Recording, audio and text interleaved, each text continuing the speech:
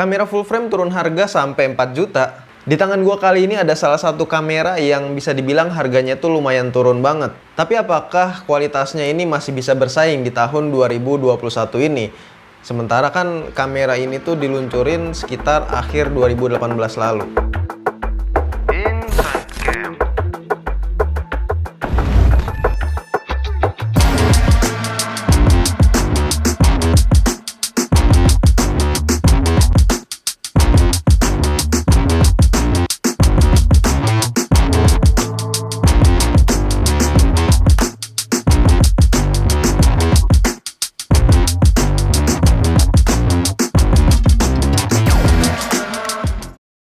Nah, ini adalah kamera dari Canon, yaitu Canon EOS R. Dan gue mau jelasin ke kalian beberapa kelebihan dan kekurangan dari kamera yang satu ini. Siapa tahu kalian mau beli ya kan, jadi bisa lebih tahu lagi gitu ya. BTW, gue pernah dulu itu pakai kamera ini sekitar 2 tahunan. Dan kesan gue menggunakan kamera ini sebenarnya cukup bagus ya. Tapi karena gue sebagai reviewer sebuah kamera gitu ya, jadi alhasil nggak bisa megang kamera itu terlalu lama. Jadi gue harus cobain beberapa kamera yang terbarunya lagi gitu ya. Jadi ya sedikit banyak gue udah mengantongi atau udah mengetahui ya beberapa kelebihan serta kekurangan dari kamera Canon EOS R ini. Nah, kalau soal lensa kalian nggak perlu khawatir ya, karena kan banyak yang bilang ketika pas kemarin gua nge-review EOS RP itu banyak yang bilang lensanya itu mahal bang, walaupun bodinya turun harga gitu ya. Ya lu liatnya lensa yang mana dulu nih. Kalau lensa yang kualitasnya bagus ya otomatis harganya juga bagus ya. Tapi kalau untuk kalian cari yang harganya itu lumayan terjangkau gitu ya, masih ada gitu lensa RF yang harganya terjangkau. Kayak misalnya ini nih yang gue pakai ya, yang 35 mm yang gue pakai sekarang ini.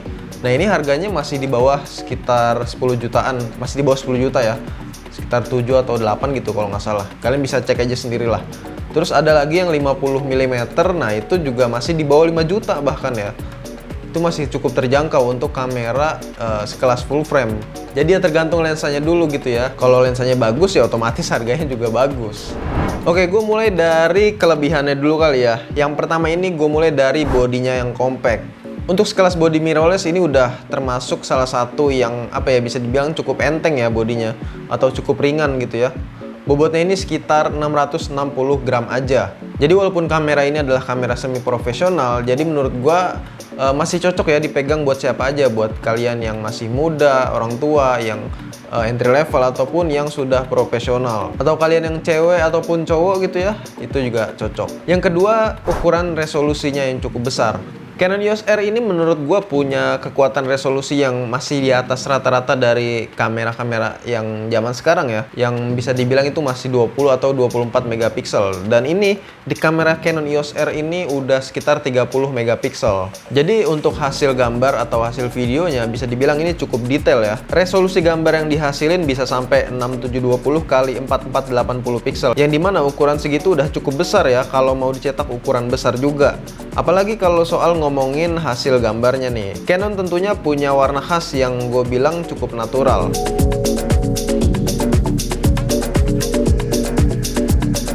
Yang ketiga soal layar articulatednya. Nah, di zaman sekarang layar itu cukup penting ya, cukup penting ya untuk sebuah kamera gitu ya.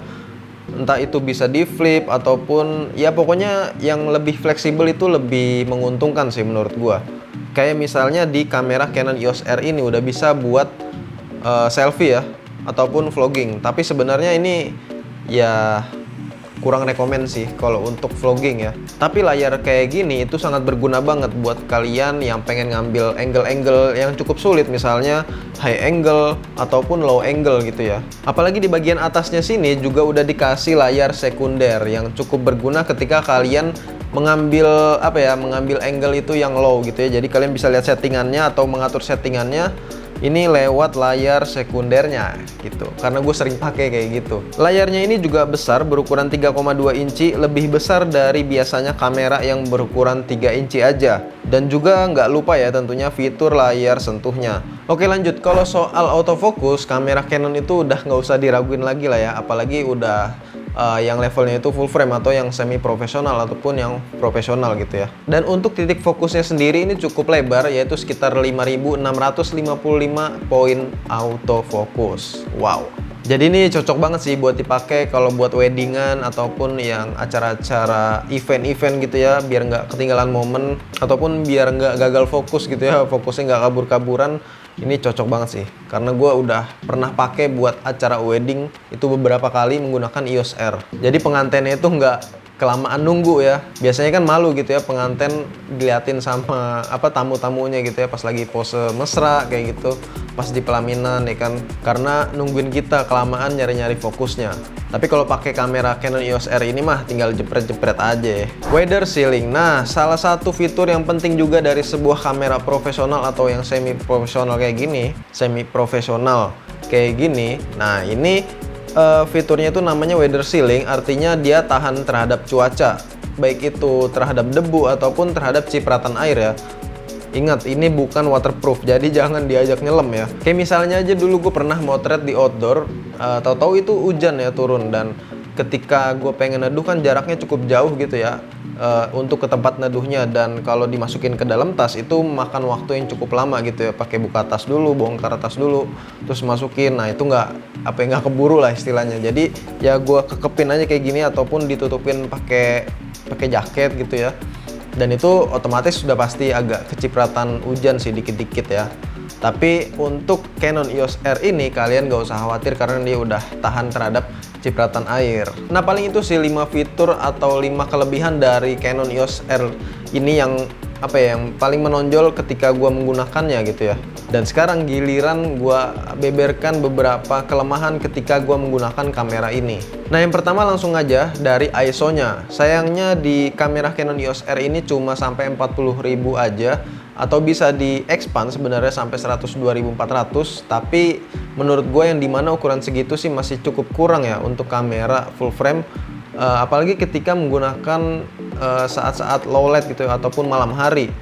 Nah tapi kalau gue sih gue akalin pakai lensa yang bukaannya itu lebar, kayak misalnya f1.8 atau f1.4. Nah itu membantu kameranya untuk mengumpulkan atau memasukkan cahaya lebih banyak lagi gitu. Dan juga kita bakal dapat bokeh-bokehnya juga, itu sebagai bonus ya ketika menggunakan ketika menggunakan lensa yang bukaannya itu cukup lebar. Di sektor konektivitasnya nih, NFC menurut gua cukup penting ya untuk kamera sekarang ini. Tapi sayangnya di Canon EOS R ini ya emang belum ada NFC-nya, karena emang ya ukuran kamera keluaran 2018 gitu ya, NFC itu belum terlalu penting sih menurut gua waktu zaman itu, karena masih banyak yang menggunakan Bluetooth ataupun Wi-Fi sebagai alat transfer datanya. Ya HP-HP NFC kan zaman 2018 itu masih harganya masih cukup tinggi lah, masih jarang yang pakai gitu ya. Jadi Canon EOS R ini menurut gua wajar ya, cuman ada Bluetooth dan juga Wi-Fi. Itu juga ya masih general lah untuk sekarang ini. Ya paling itu sih beberapa kekurangan yang paling gua rasain ketika menggunakan Canon EOS R ini untuk sekarang ya. Nah kalau kalian pengguna Canon EOS R ini atau kalian punya pendapat lain, silahkan aja tulis di kolom komentar di bawah. Siapa tahu teman-teman kan juga pengen tahu ya alasan dari kalian. Oke, Canon EOS R ini untuk sekarang itu dibanderol sekitar 24 juta untuk harga sebelumnya, atau harga awalnya itu dulu itu sekitar 28 juta. Jadi ya turun 4 juta ya, lumayan gitu ya untuk kamera full frame yang sekarang ini emang lagi digembor-gemborin atau lagi ditingkatkan gitu ya penjualannya. Jadi ya siapa tahu kalian mau beli. Dan barusan tadi beberapa ulasan dari gua sedikit, semoga membantu kalian ya, biar kalian nggak bingung lagi mau beli Canon EOS R ini atau enggak. Tapi gue saranin sih wajib pertimbangin lah Canon EOS R ini.